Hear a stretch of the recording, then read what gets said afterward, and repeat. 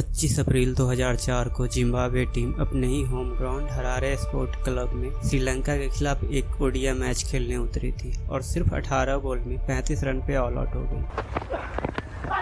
That's off the glove, I think. He's got him. It's another one. That's the end of the innings.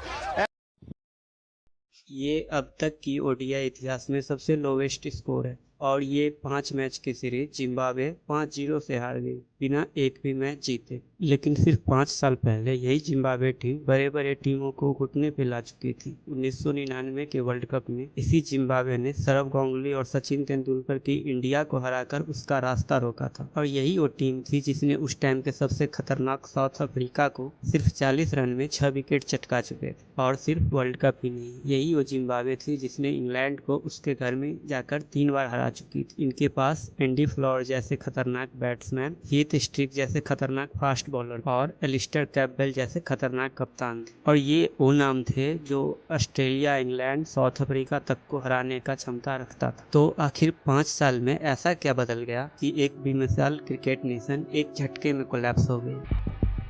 Zimbabwe की cricket हमेशा से 2 चीज़ों से जुड़ी रही है, रेस और पैसा। और ये दोनों चीज़ें जब एक साथ कोलाइड किया 2000 के दशक में तो ये सिर्फ एक क्रिकेट टीम की हार नहीं बल्कि एक पूरी सिस्टम का कोलैप्स बन गया। तो आप इस वीडियो में अंत तक बने रहना क्योंकि इस वीडियो में हम डिस्कस करेंगे कि कैसे एक रेशियल पॉलिटिक्स के अंदर जिम्बाब्वे की क्रिकेट खत्म हो गई और कैसे जिस क्रिकेट बोर्ड ने पैसा बनाना सीखा ही था उसने खुद से अपने क्रिकेट का गला घोट दिया और कैसे आज तक जिम्बाब्वे अपने उस पुराने जख्म से पूरी तरीके से नहीं उभरी है। तो इस तबाही को समझने के लिए हमें थोड़ा इसके इतिहास के बारे में जानना पड़ेगा। 1965 से पहले जिम्बाब्वे, जो कि उस टाइम पे रोडेशिया के नाम से जानी जाती थी, ब्रिटिश हुकूमत के अंदर थी और ब्रिटिश सरकार उस टाइम पे इनको आज़ादी देने के लिए तैयार थे, लेकिन एक शर्त पर कि पावर ब्लैक मेजोरिटी के पास जाएगी। लेकिन यहाँ के व्हाइट सेटलर को ये बात मंजूर नहीं थी और तब के यहाँ के प्राइम मिनिस्टर इयान स्मिथ ने 1965 में ब्रिटिश सरकार से बगावत करती है और रोडेशिया को एक आज़ाद देश घोषित कर देती है ताकि वो देश के 95% ब्लैक मेजोरिटी पीपल को हमेशा के लिए पावर से बाहर रख सके। और क्रिकेट की बात करें तो क्रिकेट यहाँ पे बस एक गेम नहीं, ये उन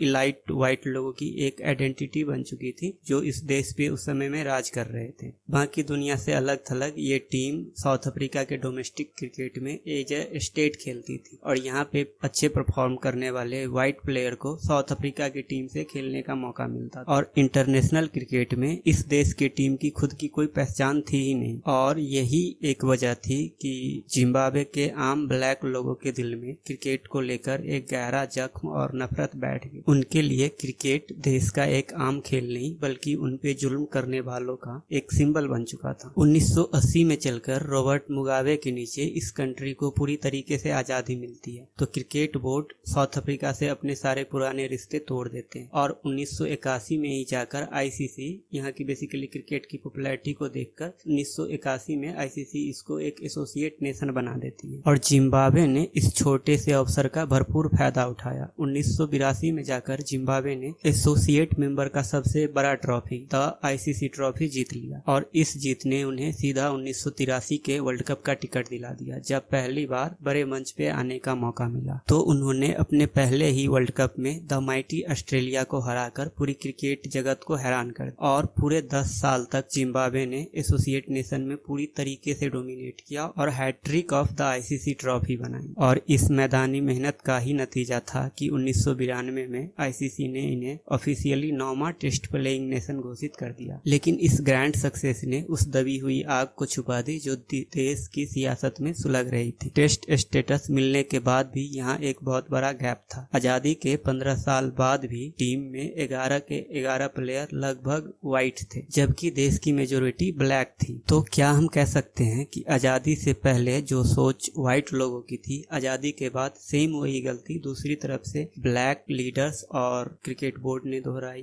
शायद हाँ। पहले जो एक सिस्टम वाइट इलिटिज्म पर चल रहा था, जहां पर उन्होंने ग्रास रूट लेवल पर ब्लैक टैलेंट को ढूंढने की परवाह नहीं की, तो बाद में नया सिस्टम पॉलिटिकल रिवेंज पे चलने लगा। लेकिन क्रिकेट को ब्लैक या व्हाइट स्किन नहीं चाहिए था, क्रिकेट को बस मेरिट और टैलेंट चाहिए। बोर्ड को चाहिए था कि क्रिकेट को टाउनशिप में ले जाए और डिजर्विंग ब्लैक कैंडिडेट को सिस्टम में लाए, जैसे हेनरी ओलंगा और ततेंद्र तैबू आए भी। लेकिन बोर्ड ने लंबा और सही रास्ता चुनने के बजाय शॉर्टकट और फोर्स्ड कोटा का इस्तेमाल किया, जिसने क्रिकेट में मेरिट को पूरी तरीके से खत्म कर दिया। और फिर आया साल 2000। प्रेसिडेंट रॉबर्ट मुगाबे ने देश में फास्ट ट्रैक लैंड रिफॉर्म लागू किया, जिसके तहत देश के व्हाइट फार्मर से उसकी जमीन जबरदस्ती छीनी जाने लगी और देश में हिंसा फैल गई। इसका क्रिकेट से सीधा सीधा और खतरनाक लेना देना था। Captain Heath stick farmer family से थे। ड्रेसिंग रूम में बैठे प्लेयर्स के फैमिली जान बचाने के लिए भाग रहे थे। जिस ड्रेसिंग रूम में कल तक टैक्टिक्स डिस्कस होती थी, वहां पे अभी डर का माहौल बना हुआ था। इस हिंसा के कारण जिम्बाब्वे की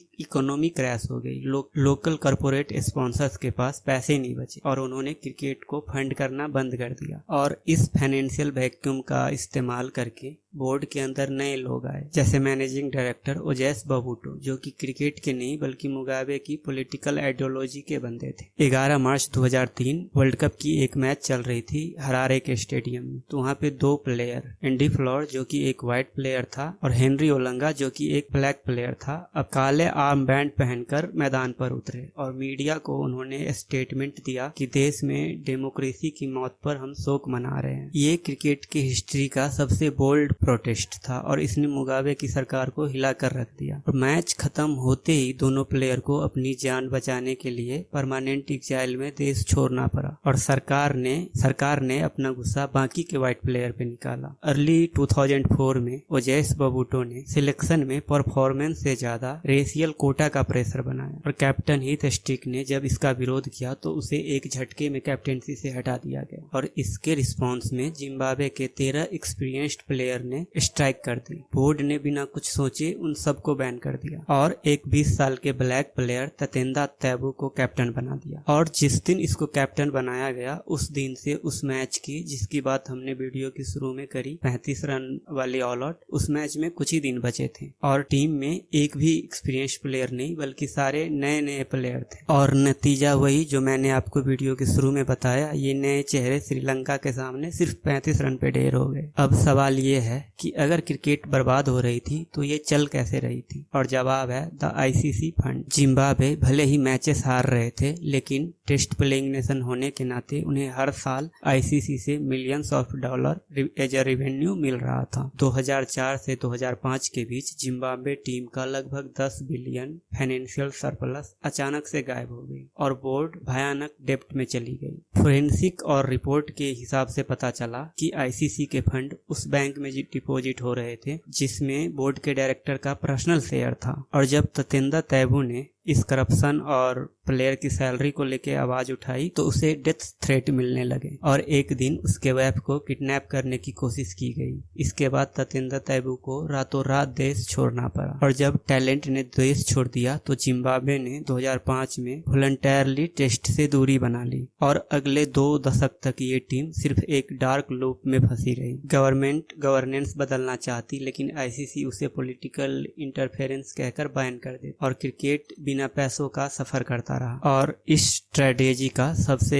दर्दनाक अंत तब हुआ जब 2021 में उनके सबसे बड़े हीरो हीट स्टिक को आईसीसी ने करप्शन चार्जेस लगाकर 8 साल के लिए बैन कर दिया। वही हीट स्टिक जो कभी देश का सबसे बड़ा प्रोटेक्टर था। पैसों की कमी और बिखरे हुए सिस्टम के कारण वो खुद गलत रास्ते पर निकल पड़े और 2023 में सिर्फ 49 साल की उम्र में कैंसर के कारण हीट स्टिक की मौत हो गई। आज 2026 में जिम्बाब्वे क्रिकेट थोड़ा सांस लेने की कोशिश कर रही है। हाल ही में सिकंदर रजा जैसे कैप्टन के लीडरशिप में इस टीम ने T20 वर्ल्ड कप में कमाल का खेल दिखाया है। साउथ अफ्रीका को भी हराकर अनबीटेन इसने टॉप 4 में अपनी जगह बनाई और देश 2027 का वर्ल्ड कप को होस्ट करने के लिए तैयारी कर रही है। लेकिन ये कोई स्पोर्ट फिल्म जैसी हैप्पी एंडिंग नहीं है। गुजरे साल में पुराने जख्म फिर से हरे हो गए जब डेविड कोल्ट्राट ने इल्जाम लगाया कि सिलेक्शन में अभी भी पीछे के दरवाजे से अनरिटेन कोटा चल रहा है। जिम्बाब्वे क्रिकेट मरा नहीं है, लेकिन पूरी तरीके से जिंदा भी नहीं है। इस देश के खेल ने वही रास्ता चुना जो कभी इस देश की हिस्ट्री ने चुनी थी। सियासत से लड़ता हुआ, अपनी कमियों से सीखता हुआ, लेकिन कभी भी मैदान पर खड़ा नहीं हो पाया। बाकी आपको क्या लगता है इस बारे में? आप अपनी राय हमें कमेंट करके बता सकते हो। अगर ये वीडियो आपको अच्छी लगी हो तो वीडियो को लाइक कर देना, शेयर कर देना, और इस तरीके के क्रिकेट एनालिसिस में आपकी रुचि है तो इस चैनल को सब्सक्राइब करके बेल आइकन को दबाना बिल्कुल मत भूलना। हम मिलते हैं नेक्स्ट वीडियो में। Till then take care.